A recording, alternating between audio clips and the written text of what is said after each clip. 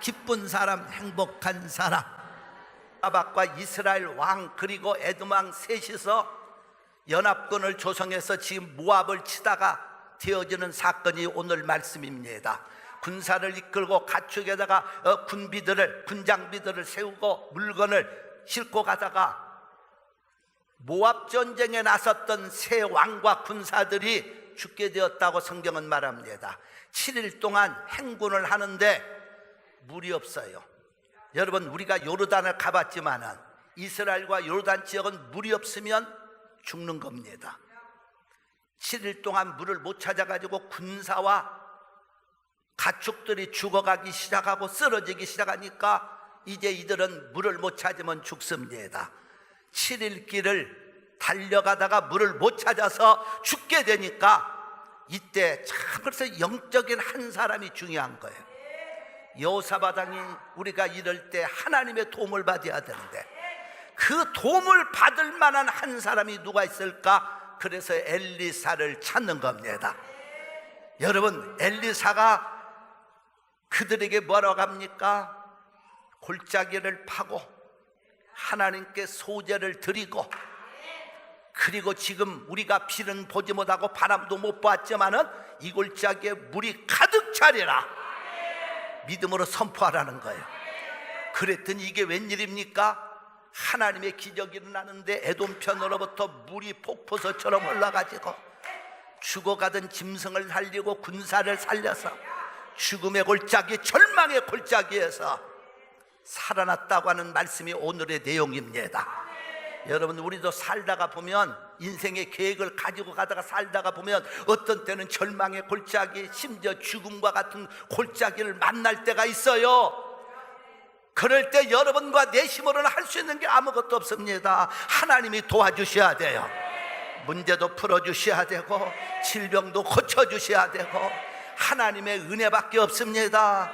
어떻게 우리가 이 하나님의 은혜와 기적을 볼 수 있을까요? 오늘 말씀은 정확하게 네 가지의 큰 줄거리를 주고 있으니, 첫째로 말씀을 찾을 때 기적이 일어났어요. 오늘 12절과 16절에 보면 여호와의 말씀이 있다. 그러니까 하나님의 말씀을 찾을 때 그들에게는 길이 열리는 겁니다. 성도는 하나님의 말씀을 찾아야 길이 있습니다. 왜 그럴까요? 하나님은 창세기 1장에 가보니까 말씀으로 이 세상을 만드셨습니다. 첫째 날 빛을 만드시고, 둘째 날 하늘을 만드시고, 셋째 날 땅과 바다와 식물을 만드시고, 넷째 날 일월 성신 해와 달과 별들을 만드시고, 다섯째 날 공중에는 조류떼, 바다에는 고깃떼들 다 뭘로 만드셨어? 말씀으로. 여섯째 날 짐승도 말씀으로 만드셨고, 그러니까 하나님의 말씀은 기적입니다. 말씀을 통해서 우리에게 인생의 문제가 해결되는 기적이 일어나는데, 그래서 하나님, 우리가 보이지 않는 하나님 어떻게 믿어요? 말씀을 통해 믿는 거예요. 하나님이 말씀으로 역사하신다고 그랬어요. 그래서 요한복음 1장 1절에 가보니까 태초의 말씀이, 이 말씀이 하나님과 함께 하셨으니 이 말씀은 곧 하나님이시니라. 할렐루야. 그러니까 하나님은 말씀으로 오늘도 여러분에게 임하시는 거예요. 그래서 말씀이 들어가면 그 사람은 기적의 사람이 됩니다. 병든 자도 고침받습니다. 요한일서 1장 1절에 가보면 놀라운 말씀이 또 나와요. 태초부터 있는 생명의 말씀에 관하여는 우리가 들은 바요, 말씀을 실제로 들은 것처럼 눈으로 본 바요, 주목하고 손으로 만진 바 됐다고 그랬어요. 그러니까 하나님의 말씀은 살아계신 하나님이라 내가 눈으로 본 것처럼, 귀로 들은 것처럼, 손으로 잡은 것처럼 말한다는 거예요. 말씀이 있는 사람은 살아납니다. 어려울 때 이들이 하는 모습을 보면 12절과 16절에서 여호와의 말씀이 있는 사람을 찾자. 오늘 여러분에게 하나님이 어떻게 임하십니까? 설교를 통해서, 말씀을 통해서 임하시는 거 믿으시기 바랍니다. 그렇게 믿으시면 아멘. 하나님께 영광의 박수합니다. 그래서 우리가 말씀 먹고 세상을 승리롭게 살아가는 거예요. 말씀 붙들고 문제를 이기고, 말씀 붙들고 절망을 이기고, 말씀 붙들고 죽음을 이기고, 말씀 붙들고 병을 이기고, 하나님의 말씀을 붙드는 자가 복이 있어요. 두 번째로 어떤 사람이 절망의 골짜기에서도 기적의 하나님을 볼까요? 소제를 드릴 때 기적이 났다고 했어요. 아침에 소제를 드릴 때 20절 말씀을 읽었습니다. 근데 소제가 뭘까요? 구약의 제사법이에요. 하나님께 나아가는 올려드리는 제사. 오늘날 여러분과 내가 드리는 예배 믿습니까? 그러니까 이들이 죽게 생겼는데 그 골짜기에서 소제를 올렸다고 그랬어요. 아니 지금 물이 없어서 좀 군사들은 죽어가고 가축들은 막 쓰러지는데 우선 막 물 찾을 생각 않고 하나님 앞에 소제 올리고 있어. 어떻게 보면 여러분들이요, 예수 믿는 사람들은 안 믿는 사람이 보면 멍청할 때가 있어. 문제가 있으면 나가서 뛰고 울고 그래야 되는데 믿는 사람은 교회 가서 예배 드리고 있어요. 이게 안 맞는 말들이에요. 그때 당시 절망의 골짜기에서, 죽음의 골짜기에서 소제를 올리고 있다니, 이런 뚱딴지 같은 말들이 어디 있습니까? 그런데 하나님이 원하는 것은 예배를 통해서 해결해 주시기 원하죠. 그 소제는 뭐냐? 오늘날 예배입니다. 그러니까 여러분들이 오늘 영적으로 구약의 말씀으로 해석해 보면 소제를 올리고 있는 거예요. 내가 드리는 예배를 하나님이 받으십니다. 그 예배를 통해서 하나님의 임재가 임하고. 어떤 분이요, 간증을 저한테 하는데 무슨 얘기를 하는 거니, 자기가 주일 전에 토요일부터 무지무지하게 아파가지고 날이 새면 병원으로 달려가려고 생각을 했어요. 그런데 너무 아파서 병원으로 갈까 하다가 오늘이 주일이기 때문에 하나님 앞에 예배를 빠지는 것도 괴로운 겁니다. 영적인 사람들은 예배 안 드리면 괴롭잖아요. 그런 감정도 없는 사람은 할 수가 없지만 적어도 예배를 빠진다면 영적으로 괴로워지는 거예요. 그 생각하니까 병원으로 갈까 예배를 드리러 갈까 고민하다가 죽으면 죽으리라 교회 온 거예요. 그래서 예배를 드리는데 너무 초창기는 힘들었는데 예배 드리다가 말씀을 듣다가 병이 위에서부터 점점 쫙 떠나가서 예배 후에 깨끗한 몸이 되었다. 여러분, 하나님은 예배를 통해 여러분과 나를 만나 주십니다. 할렐루야. 그러니까 어떤 사람이든지 교회 나와서 믿음이 있든 없든 상관이 없어요. 예배 드리다가 보면 하나님이 만나 주세요. 그럴 때 기적이 일어납니다. 어떤 분이요, 예수님 믿고 이제 정말 초신자가 집사님까지 되었는데 그분의 간증이 이겁니다. 자기는 전혀 교회를 나가지 않았대요. 그런데 어느 날 자기 집 근처에 있는 교회 앞을 지나가는데 교회 앞에 이런 큰 프랭카드가, 배너가 붙어 있는데, 수고하고 무거운 짐진 자들아 다 내게로 오라, 내가 너희를 편히 쉬게 하리라. 그 말씀이 어디 있습니까? 마태복음 11장 28절에 나오는 말씀이거든. 그래서 수고하고 무거운 짐진 자들아 다 내게로 오라, 내가 너희를 편히 쉬게 하리라. 그 읽어보다가 이쪽을 쳐다봤더니 공사판에 집을 짓고 있는데 인부들이 등에다가 짐을 지고 벽돌을 지고 거기를 올라가서는 모습을 보니까 무거운 짐을 지고 올라가는 거예요. 그래서 생각하기를, 여러분, 벽돌을 짐에 지고 이 2층에 그 사다리를 이렇게 놓은 저기를 통해서 짐을 지고 가는 사람을 쳐다보니까 이 사람들이 너무 무거운 짐 지고 수고하는 것 같아.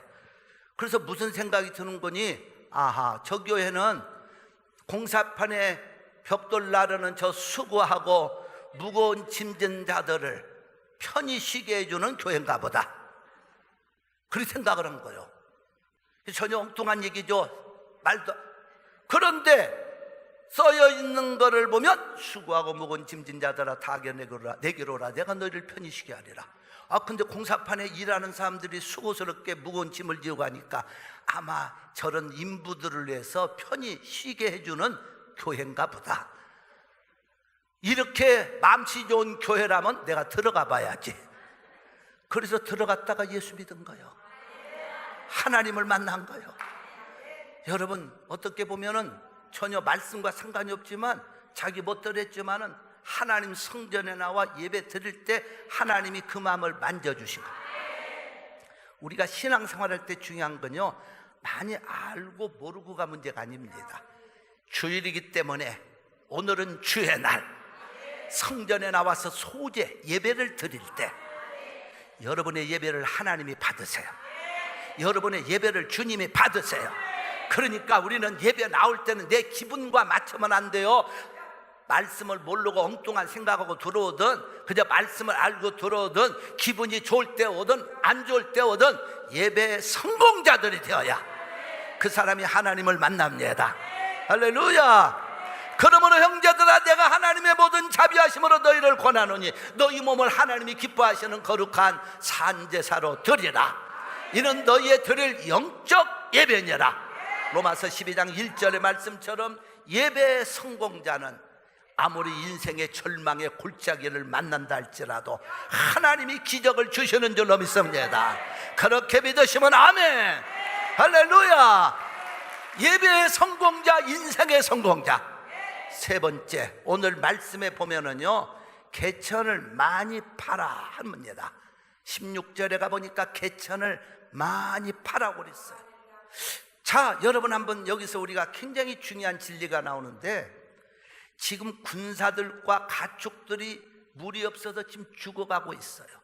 처절한 상황에서 지금처럼 무슨 중장비 기계가 와서 파는 것도 아니고 손으로 그 메마른 사막 땅 돌짝밭을 판다는 건요 거의 불가능한 일들이에요. 그런데 하나님 말씀은 파라는 겁니다. 파라는 거예요. 그것도 쬐끔 파지 말고 많이 팔아. 오늘 성경은 말이에요. 그러면 군사들이 손으로 팔 때 돌에 치여서 피도 나고 힘들고 고통스러워도 팠단 말이에요. 자, 그런데 놀라운 건 파면 거기서 물이 나왔어야 되는데 하나님의 말씀은 전혀 다른 방향에서 말씀합니다. 20절에 가보니까 에돔 지역으로부터 물이 흘러와서 그 골짜기를 메웠더라. 그래서 살아납니다. 여러분, 이것은 하나님의 말씀 따라 헌신적으로 파고 파면 기적은 하나님이 다른 방향을 통해서 보내신다는 거예요. 여러분, 여기서는 아주 중요한 진리를 발견합니다. 하나님의 말씀은요 우리에게 생각이 틀려도 엉뚱한 방향인 같아도 파라면 힘들어도 파야 되고 눈물 나도 파야 되고 피 흘려도 파야 되고 기도로 파야 되고 헌신하면서 파야 되고. 제가 이 설교를 판다는 말씀을 묵상하고 하다가요 문득 제가 처음 목회했던 강원도 생각이 났어요. 마침 우리 안장로님, 윤여록 권사님 다 계시지만 증인들이에요. 제가 그때 팔팔한 전도사 때 거기 가지 않았겠어요? 그때 우리 안장로님도 윤여록 권사님, 우리 안충선 집사 여기 드럼 치는 그 아버지 엄마예요. 지 양반들은 아가씨고 총각이고. 그때 제가 갔어요. 그때는 저도 아이도 하나도 없었고 저 집사하고 둘이서 갔는데 첫 번 전도사 때니까 그저 우리 시대 때만 해도요 사명 때문에 가는 거예요. 얼마 무슨 사례비 이런 것도 모르고 그냥 가라면 하나님 뜻인 줄 알고 부름받아 나선님은 어디든지 가오리다 그런 심정으로 갔더니요 계시니까 증인들이에요. 가보니까 교회는 남의 땅에 남의 이름에다가 그 옛날에 한 6.25 동란 이후 때 세웠는지 하여튼 흙벽돌로 찍어서 세웠고 위에만 스레트가 얹은 교회인데 금이 가고 그랬어요. 자, 그러니까 제 생활비 가서 굶기도 한 사람인데 무슨 생활비가 어디 있어요? 도시에서 선교비 좀 보내주면 그거 좀 교회에서 주고. 그때 당시에는 그랬어요. 당시에 우리 한국의 경제 상황이 어렵기 때문에 시골이나 이런 데는 지금 같은 우리 안장님 내가 축복을 받아서 내가 많이 도움을 받았을 텐데 그때는 총각 처녀였기 때문에 하여튼 그래가지고 목회를 보니까요 땅도 남의 땅이고 교회도 그렇고 그래서 마음이 무지하게 아파.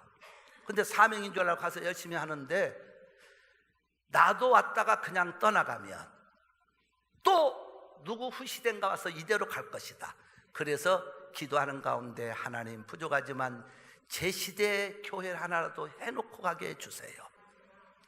기도하면서 믿음으로 선포하고 나갔잖아요. 그래서 어떻게 보면은요 저는 조금 땅다구가 있는지 믿음의 배짱이 있는지 지금 돈도 하나도 없는 사람이 교회 진다고 해놓고서는 땅도 없으니까 이상하게 그 하나님 그때 축복이 미국 왔어도 땅부터 시작한 것 같아. 그래서 오늘날까지 그래서 땅을 하여튼 기도하는 건데 땅을 받아서 다른 지역으로, 그건 남의 땅이니까 질 수 없고 땅을 받았는데 지금 그 있는 교회가 그 땅이에요. 지금 나중에 교회를 제가 짓고 두 번째 지어가지고 가보니까 이게 좀 뒤에 좀 더 사가지고 지었더라고요. 그런데 그 땅을 받아놓고 보니까 또 문제가 또 생겼어. 문제는 뭐냐? 그게 로케이션은 좋은데 땅을 많이 둬둬야 돼. 근데 그 높이가요, 그때 생각하니까 그때는 아무런 것도 모르고 그냥 땅만 있으면 된다고 하고 보니까 한 3m 이상을 높여야 되는데,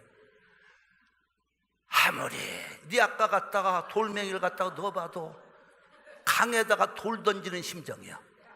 밤중에요, 낮에는 일들 하시니까 우리 그때 안장님 나왔을 거예요. 아마 어머니 천국 가신 어머니 집사님들이랑 모시고 와서 맨짓을 네 아까 몇 개 돼가지고 갔다가 끌어다가 아무리 넣어도 이게 보이지 않고 이거는 죽을 때까지 성전은 고사하고 땅도 못 메우게 생겼더라고. 나중에 알고 보니까요, 그러니까 사람이 몰라야 믿음의 배짱이 생겨. 트럭으로 300대분의 흙을 넣어야 된대. 그거를 네 아까로 삽으로 파고 있으니 어떻게 보면 참 무모한 짓을 하고. 그런데 보시오, 하나님의 기적은요, 그러니 나부터 이 삽을 잡고 뛰고 삽질을 하니까요, 진짜 저 만역에서 갈라지고 피나고 터지고 이 아물기를 수없이, 나는 그 교회 짓는 동안에요. 아니 어느 날 하나님이요, 그래서 우리는 네 아까 갖다가 집어넣는데 이게 인간의 눈으로는 거의 불가능해요. 불가능합니다. 그런데 뭐 이렇게 또 돈 있음이냐 뭐 불러다가 하지만 지금 농촌교회에서 어렵죠. 근데 어느 날 하나님이 홍수를 보내는데 보통 홍수가 아니에요. 그냥 대홍수가 나가지고 그쪽에 막 그 일대를 다 쓸어버려서 제 방을. 그러니까 거기 군에서요 트럭과 이 중장비들이 나왔어. 할렐루야 박수. 그 트럭과 중장, 하나님이 어쩌면 이 설교를 내가 거짓말할까 봐서 우리 장로님이 딱 여기 오게 하셨어. 그때 총각 처녀가 장로님 권사님이 돼갖고 뒤에 앉아 있어요. 물어보세요. 사실 그대로 얘기하지 내가 보는 뭐 없어도 진실만 얘기하죠.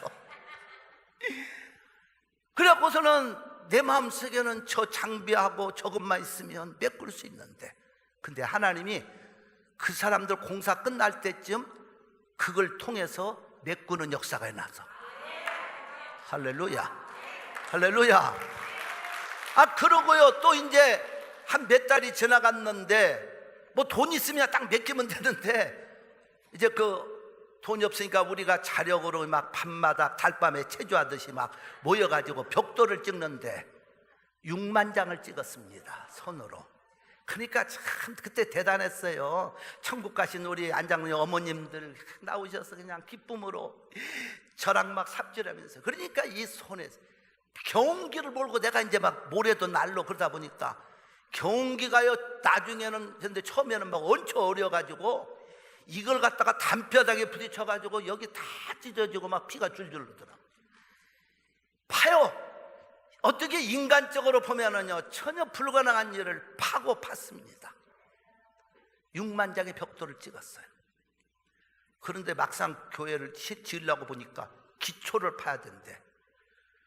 근데 그 기초를, 그래서 이제 우리가 할 수 없는 기술자만 불렀더니 기초를 파면 돈이 들어가니까 우리 보고 파래. 그래 판다고.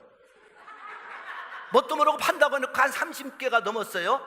그래서 내가 삽을 들고 또 우리 안장로님 동생, 안장로님이랑 그 농협에 나갔기 때문에 동생하고 한두 명을 불러다가 이 삽으로 이게 1.5m 콘크리트 찌개에서 넓이를 파는데요, 이게 돌하고 섞여가지고 꼭 골짜기에 파듯이 이게 삽이 안 들어가.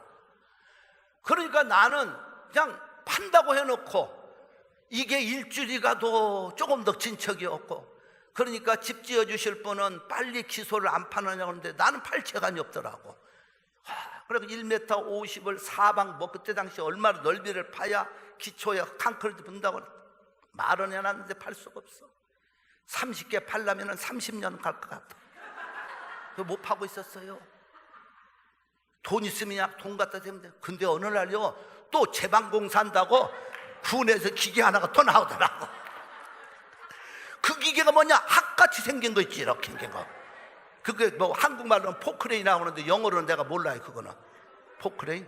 이게 뭐라고 하는지. 이게 뭐죠? 에? 포크레인 맞아? 한국도 그 포크레인이라고 그래. 학같이 생긴 거 있지, 이런 거. 그게 나와서 공사를 해도 급한을 또 뛰어갔지. 그래서 내가 그 사람 붙들고 정말 우리 교회를 지어야 되는데, 이 기초를 파야 되는데 내가 못 파고 있다. 우리가 돈이 없으니 이거 할 수도 없다.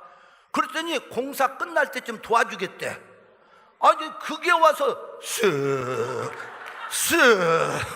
쓱쓱 파니까 한 시간 안 돼서 30몇 개를 다 파버렸어. 할렐루야.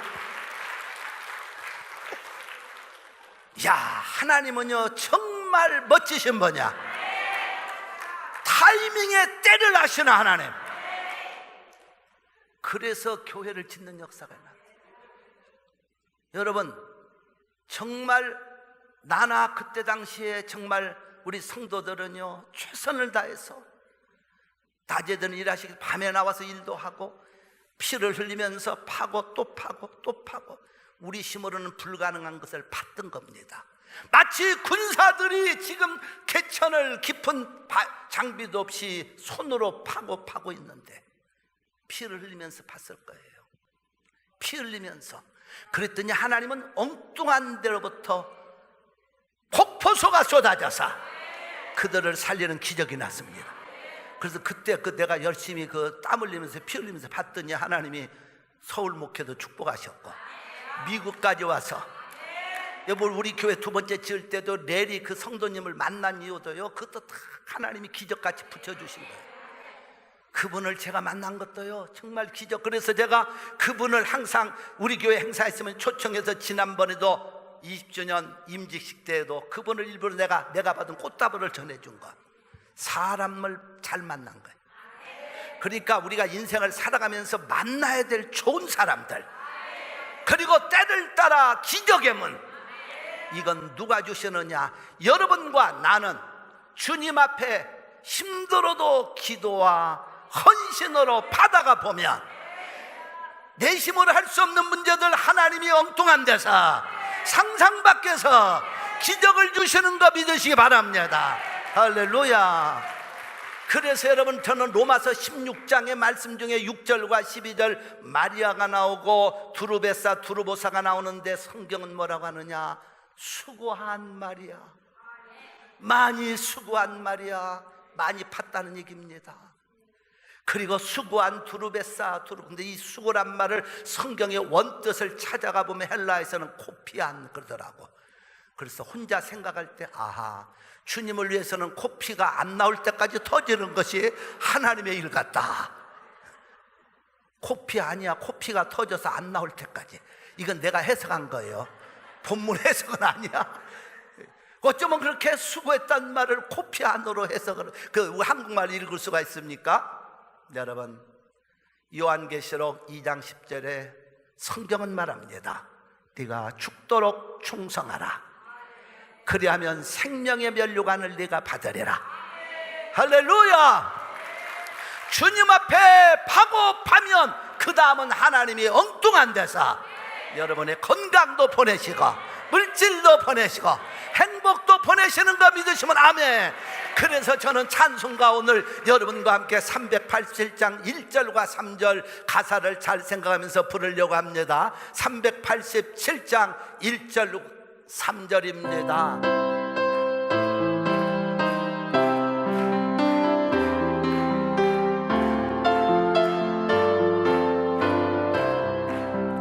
나는 예수 따라가는 십자가 큰 사랑, 주 이름 증거하기를 외쳐져 하리요. 다른 군사 피 흘리며 나가서 싸울 때 나 혼자 편히 앉아서 바라만 보리요. 다른 사람 어찌든지 나 주님의 용사되리. 나는 저의 근사되어 정성을 맹세하여 내가 승리하기까지 주내로 싸우리. 주의 용사네 나에게 주의 일 맡긴 3절 부릅니다. 그 승리 영광 위에 싸워야 하리라. 말씀 나의 힘되니 겁낼 것 없도다.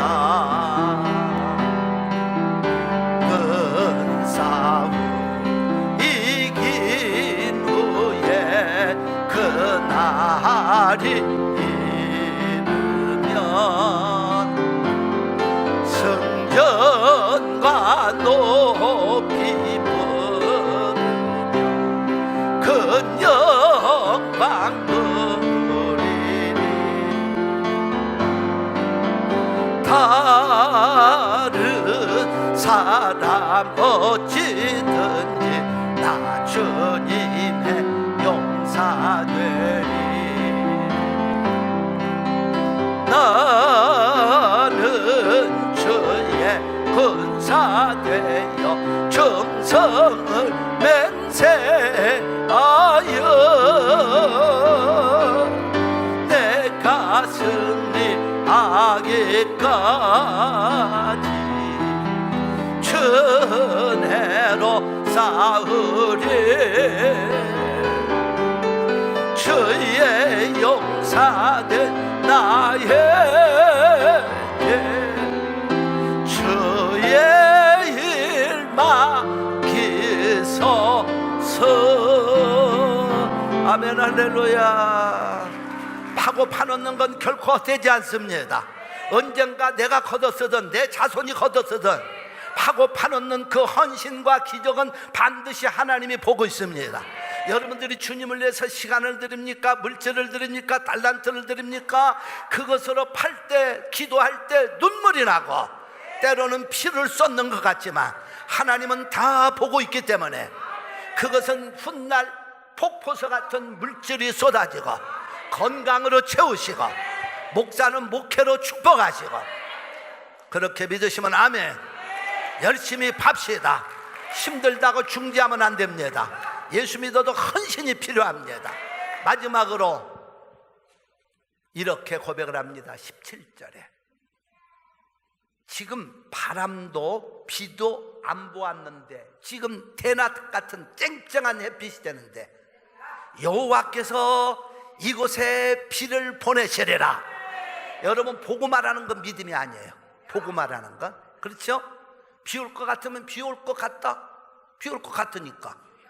그런데 지금 일주일 동안 물을 못 찾아 죽게 되었는데 하나님 앞에 말씀을 붙들고 소재 예배를 드리고 열심히 파면서 마지막 선포한 게 뭔 줄 압니까? 여호와께서 우리가 구름도 비도 보지 못했지만 이곳에 물을 보내시리라.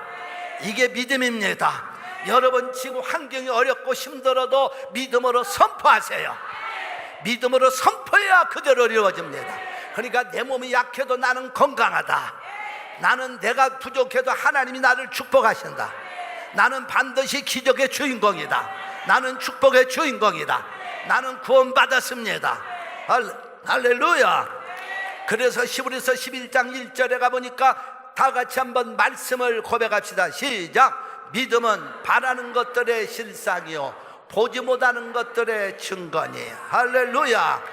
보지 못했지만 선포하라는 거예요. 비를 못 봤지만 선포하라는 거예요. 여러분 오늘 아침에 가슴에 얹고 한번 고백합시다. 저를 따라 고백하세요. 나는 하나님의 축복을 받았습니다. 나는 여러분 몸에 약함이 있어도 오늘 건강합니다. 건강합니다. 나는 기적의 주인공입니다. 할렐루야. 그렇게 믿으시면 하면, 그래서 마가복음 9장 23절에 예수님이 하신 말씀 할 수 있거든요. 무슨 말이냐? 믿는 자에게는 능치 못할 일이 없느니라. 선포하세요. 여러분은 하나님의 사랑받는 행복한 자녀들, 축복을 받는 행복한 자녀들, 하나님이 여러분에게 기적을 반드시 주십니다. 할렐루야.